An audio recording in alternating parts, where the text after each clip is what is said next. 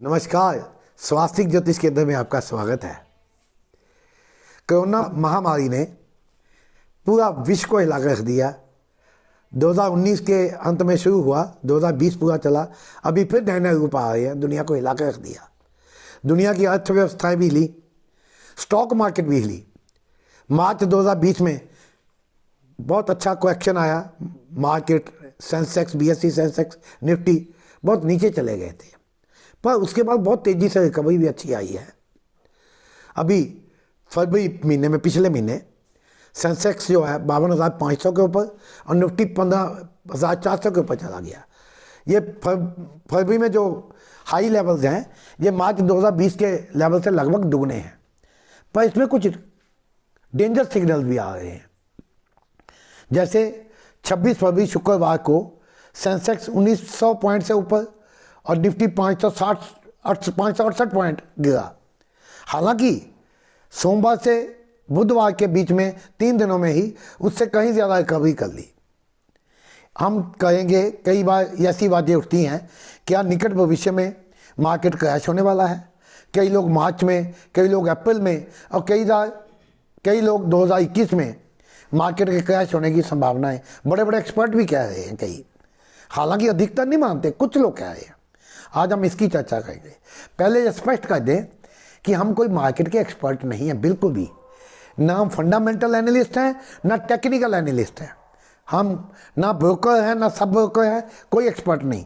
और ये जो वीडियो है ये एक्सपर्ट्स के लिए नहीं है। बड़े बड़े धुरंधर लोग बैठे हैं, हमारी जानकारी उनके सामने कुछ भी नहीं है। ये एक आम निवेशक जो शेयर मार्केट आर्थिक गतिविधियों में रुचि लेता है, ये उसका एक मन का, उसका अपना असेसमेंट है। और ना ये ज्योतिषी है। हालांकि ज्योतिषीय कारण भी मैं बताऊंगा, पर इसका मुख्य आधार ज्योतिषीय नहीं है, ये एक आम आदमी का ऑब्जर्वेशन है। वैसे मैं इतना बता दूं कि 2007-8 में मैं कोलकाता जीपीओ का डायरेक्टर था और फिर डायरेक्टर फॉरेन पोस्ट कोलकाता में था। उस वक्त एक म्यूचुअल फंड्स की मीट हुई थी, किसी बड़े म्यूचुअल फंड ने ऑर्गेनाइज की थी, जिसमें बड़े बड़े म्यूचुअल फंड्स के लोग भी आए थे। तब Franklin Templeton, HDFC mutual fund, unit trust of India, उनके तो बहुत सीनियर अधिकारी भी आए थे। लगभग 125 से 150 बैंकों के रीजनल मैनेजर, सीनियर मैनेजर और हेड्स ऑफ इन्वेस्टमेंट डिविजन्स कई आए हुए थे। उस वक्त मार्केट 20,000, 21,000, 19,000, 20,000, 21,000 की रेंज में थी सेंसेक्स। मैंने उस वक्त कहा था कि मार्केट बहुत तगड़ा करेक्शन आने वाला है, ये कम से कम पहले 14,000 पे आएगा और फिर 8,000 तक सेंसेक्स आ सकता है। सब ने एक सोच से मेरी बात को अपोज किया। उन्होंने कहा है कैसा कभी नहीं हो सकता। बड़े बड़े एक्सपर्ट्स ने बोला कि देखो FII बड़े प्लेयर्स हैं और जो देश के डोमेस्टिक म्यूचुअल फंड है बड़े प्लेयर हैं, एक बेचने आता दूसरा खरीदने आता, 5 10 15% की क्वेश्चन हो सकती, इतनी गिरावट नहीं हो सकती। बाद में गिरावट आई 2008 के शुरू में। तो मैंने उन लोगों से 100 के लगभग लोगों को फ़ोन करके पूछा, कुछ के अपने आप फ़ोन आए कि आपकी बात एकदम सही निकली। कहते आपने कौन सा एनालिसिस किया था? मैंने कोई एनालिसिस नहीं किया, कोई ज्योतिषीय अनुमान नहीं था, एक मेरा विचार था। कई बार सही हुआ है। हर्षद मेहता के टाइम पे, उस वक्त तो मैं ना फेसबुक पे था, ना कहीं सोशल मीडिया पे था। मैंने सैकड़े हज़ारों लोगों को बोला और एक व्यक्ति ने तो मेरे कहने पे स्टॉक बेच के 9 करोड़ के स्टॉक बेचे। और वो बड़ी पार्टी थी जोधपुर में, वो दिवालिया होने से इसलिए बच गई कि जो 9 करोड़ के स्टॉक बेचे होते। क्या है, आज की बात करते हैं। तो कुछ सिग्नल ऐसे मिल रहे हैं। ये क्रैश क्या होता है? क्रैश होता है जब 2 अंकों से ज़्यादा गिरावट लगातार आ जाए, कुछ दिनों में इस सेंसेक्स में इतनी भारी गिरावट आ जाए, उसको क्रैश बोलते हैं। ये 2, 4, 5, 6% की मार्केट में गिरावट आई फिर कवर हुआ, ये क्रैश नहीं होता। दूसरी बात, क्रैश में ये नहीं कि मार्केट लगातार गिरती जाती है और या बुल मार्केट में बढ़ती जाती है। ये ना एकदम सीधी लाइन से गिरती है ना बढ़ती है, बढ़ती करती है। लेकिन जब मार्केट डाउन आती है तो नेट में डाउन आती है, और जब मार्केट बुल मार्केट होती है नेट में बढ़ती है, ऊपर नीचे होने के बावजूद। दूसरी बात, हिस्ट्री में बड़े बड़े क्रैश आए हैं, 5 बड़े क्रैश माने जाते हैं। 1929 में जो बड़ा क्रैश आया, डिप्रेशन आया, उसके बाद उसके आसपास वो बहुत बड़ा क्रैश था। और 1929 में डो जोन्स वगैरह जिस लेवल पे आ गए, मतलब गिरने से पहले जिस लेवल पे थे, वो जाके 1954 में, 1954 में 25 साल के बाद उस लेवल पे पहुंचे। वो एक बड़ा क्रैश 1987 में भी आया, 1992 में आया हर्षद मेहता के टाइम पे, 1999 में भी आया और 2008 में जिसका मैंने जिक्र अभी किया वहाँ भी आया। अब की बात करते हैं, कुछ ऐसे इंडिकेटर होते हैं, संकेतक होते हैं, हम ये नहीं कहें कि क्रैश आएगा, हम ये कह रहे हैं कि कुछ ऐसे सिग्नल हैं, आप लोगों के सामने हम फैक्ट रख रहे हैं, आप देखिए अगर फैक्ट गलत सही है आप जजमेंट करें। एक होता है कि बहुत हाई वैल्यूशंस, पी रेशो एक होती है, प्राइस अर्निंग रेशो। अब मैं एक्सप्लेन नहीं कर पाऊंगा कि जो प्राइस है शेयर का उसको उसकी अर्निंग से डिवाइड करें तो प्राइस अर्निंग रेशो होती है। मोटे तौर पे ये इंडिया में 16 से 20 के बीच में रही है, मोटे आप बीच में लगा लो 18 की रही है। जब 2008 में क्रैश आया या मार्केट में डाउनफॉल आया, मंदा आया, उस वक्त ये 28 के आसपास थी गिरने से पहले, और गिरने के बाद ये पी रेशो जो है 11 पे आ गई थी। आप जानते हैं कि आज की तारीख में कितनी रेशो है? कल की शायद, जो मैं अगर गलत नहीं हूं, कल की रेशो अगर एनएससी के वेबसाइट पे जाते हैं, कल की रेशो 40.3 थी, और जब 52,500 था थोड़ी इससे भी ज़्यादा थी। तो एक तो हाई वैल्यूएशन है, इसको पीक कहें या ना कहें, पीक कहाँ होगी कोई नहीं जानता। दूसरा, ये कम विकास दर, हाई पी रेशो जस्टिफाइड है, कई कंपनियों की 100 से ऊपर होती है, लेकिन जो हाई पी रेशो होती है वो इस उम्मीद से होती है कि इसकी इनकम आने वाले टाइम में बहुत ग्रोथ होगी, उसको मार्केट अभी से बना के उसकी वैल्यूएशन कर लेता है। जनरल जगह स्टॉक की वैल्यूएशन हाई हो अगर भविष्य में बहुत ज़्यादा ऊंची विकास दर की उम्मीद हो, अब वो तो है नहीं। देखिए इस फाइनेंशियल ईयर में पहली 2 क्वार्टर्स में तो गिरावट आई, तीसरे क्वार्टर में रिकवरी आई, रिकवरी काफ़ी अच्छी आई है, पॉजिटिव आई है जीडीपी ग्रोथ, जीडीपी की ग्रोथ रेट पॉजिटिव आई है, चौथे में भी शायद पॉजिटिव ही रहेगी, पर नेट में ऐसा लगता है 7 से 8% 2020-21 अप्रैल 2020 से लेकर मार्च 21 तक नेट में 7 से 8% जीडीपी नीचे जाएगी ग्रोथ की बजाय।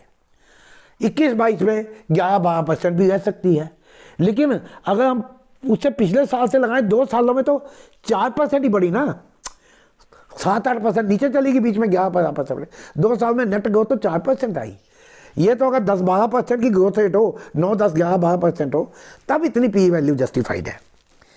फिर होता है कि कम इंटरेस्ट रेट, मार्केट में मनी सप्लाई, अब लो इंटरेस्ट रेट तो है ही बहुत, काफ़ी कम है, इंटरेस्ट रेट बहुत कम है, और मनी सप्लाई बहुत है, दुनिया भर में नोट प्रिंट हो रहे हैं।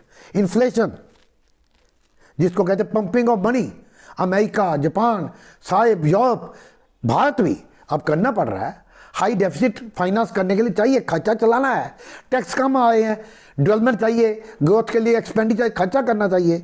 तो ये हम ये नहीं कहे क्यों किया जा रहा है, लेकिन ये वास्तविकता है। अब क्या होता है, जब मार्केट में पैसा कम इंटरेस्ट पे अवेलेबल होता है और बैंकों में रखने से फ़ायदा नहीं होता, तो वो स्टॉक्स की तरफ जाता है।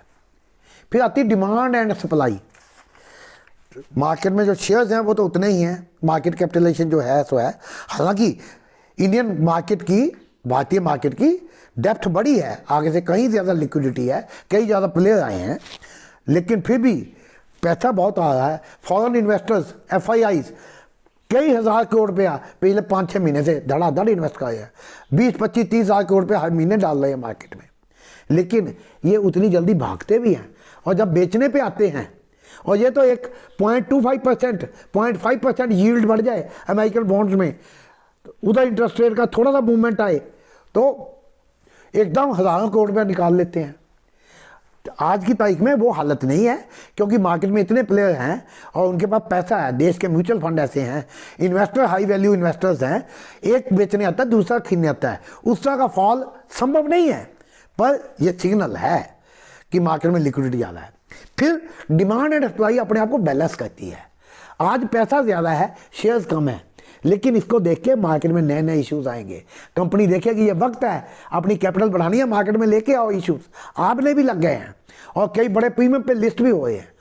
1,70,75,000 करोड़ के इशू तो गवर्नमेंट लाने जा रही है, उसका टारगेट है 1,70,000 या 75,000 करोड़ रुपया पब्लिक सेक्टर स्टॉक बेच के, पब्लिक सेक्टर के स्टॉक शेयर्स बेच के इतना पैसा लाना। सबसे बड़ा इशू तो LIC का आने वाला है, जो हो सकता है 1 लाख करोड़ की रेंज का हो। जब मार्केट में इतनी सप्लाई आएगी तो खरीदने के इतना पैसा लग से थोड़ा आएगा, इसी पैसे में से लगेगा। लोग प्रॉफिट बुक करेंगे। तो ये कुछ सिग्नल हैं। अब आए अगर हम उसकी बात, ज्योतिष की बात में भी आए, उसमें भी कुछ ऐसे सिग्नल हैं। देखिए, ये इस वक्त भारत का वृषभ लग्न है। वृषभ लग्न में मंगल पिछले महीने के आखिरी सप्ताह में ये वृषभ लग्न में आ गया। राहु जी पहले ही वहाँ विराजमान थे, राहु और मंगल मिलते हैं तो अंगारक योग बनता है। ये 14 अप्रैल तक चलेगा और उधर 6 अप्रैल से 14 सितंबर तक गुरु, बृहस्पति, जुपिटर ये मकर से निकल के कुंभ में जाएंगे। शनि जी वहाँ अकेला आ जाएंगे। ये कुछ ऐसे फैक्टर्स हैं जो मार्केट में मंदा ला सकते हैं। क्रैश होगा कि नहीं होगा, लेकिन अच्छी करेक्शन ला सकते हैं। हमने आगे भी 1-2 वीडियोस में कहा है और फेसबुक पे हमारा पेज जो है स्वास्तिक ज्योतिष केंद्र, हम लिखते रहते हैं। जो चैनल का नाम है यही पेज का नाम है, उसमें हम लिखते रहते हैं कि ये नहीं हम कहते डट के बैठ जाओ घर में, गाड़ी चल रही है, झूठे लो, मजा लो, सफर का मजा लो, लेकिन शॉर्ट नोटिस पे कूदने पे तैयार हो। ये नहीं कि एक दिन 3%, 4% की करेक्शन आई, जैसे शुक्रवार को आई थी 26 फरवरी को, आप कूद जाओ। थोड़ा अलर्ट रहो। ये नहीं कि मार्केट 10% गिर चुकी हो और आप सोचते हैं कि होगी, बीच बीच में जाके आएंगे ऊपर जाने के। जो संभल के चले, और ये जो ही नहीं कि क्रैश आए, मार्केट में लिक्विडिटी मेंटेन रहे, पॉजिटिव खबरें न्यूज़ आती रहे तो बड़ी रहेगी। लेकिन आपको इतना बता दें, पॉजिटिव न्यूज़ लगातार आनी मुश्किल है। कोरोना के मामले दुनिया में बढ़ रहे हैं, महाराष्ट्र, केरल में बढ़ रहे हैं, देश में कई जगह रिस्ट्रिक्शंस लग रही हैं। इकोनॉमी ग्रोथ के सिग्नल उतने बढ़िया नहीं है जितने मार्केट के सिग्नल बढ़िया आ रहे हैं। और रियलिटी के साथ मेल कुछ देर तक दूरी चल जाती है, लेकिन ये गैप जो है economic growth and share values, ये ज़्यादा देर तक मेंटेन नहीं होता। ये कॉमन सेंस तो ये कहती है। बाकी आपकी किस्मत, आपका भाग्य है। शेयर मार्केट में, ट्रेडिंग में बहुत कम लोग कमा के निकलते देखे। हमने तो कोई निकलता देखा ही नहीं कमा कर। हमने तो अपनी शर्ट उतरवा के आते देखे हैं। संभल के चलें। धन्यवाद। All the best.